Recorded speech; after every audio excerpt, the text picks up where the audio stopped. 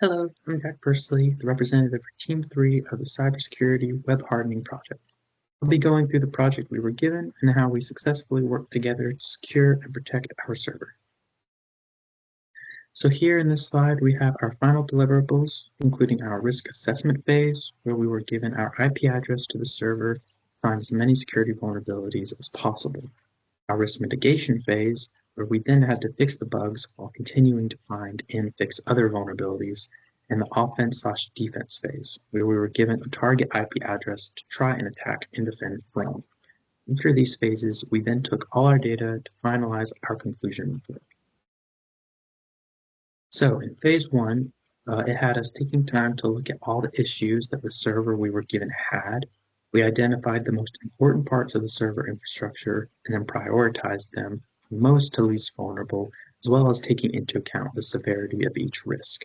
So, for example, we did a lot of system audits so that, they would give security vulnerabilities in terms of red, yellow, and green. Green is perfectly okay. Yellow is just to give us some suggestions of what could be fixed, but it's not an immediate risk. And then red, which is a high priority, something that needs to be fixed right away.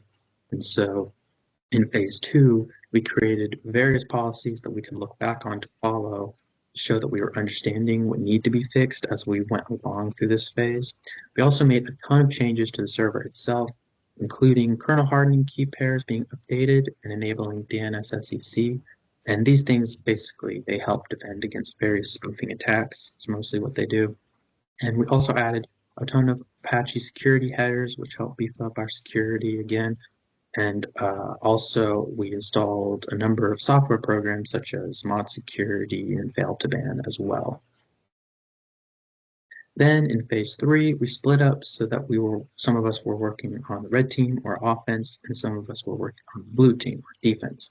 Red team completed several stealth scans, and this was to avoid being detected by the enemy team while also still being able to collect as much data as possible. The red team also did a port scan to try and see which ones were open and which were closed, but we also did that stealthily so that the system wasn't just pinging back and saying, oh, someone's scanning all these ports, they must be trying to attack.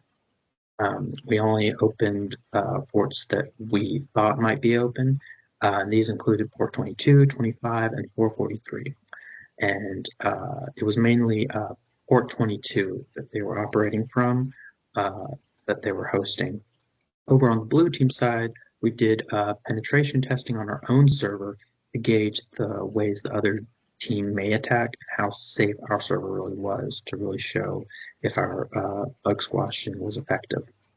We encountered multiple brute force attacks and even a social engineering attack where the enemy team tried to pretend that they were from IT help desk from KSU, but we didn't fall for it.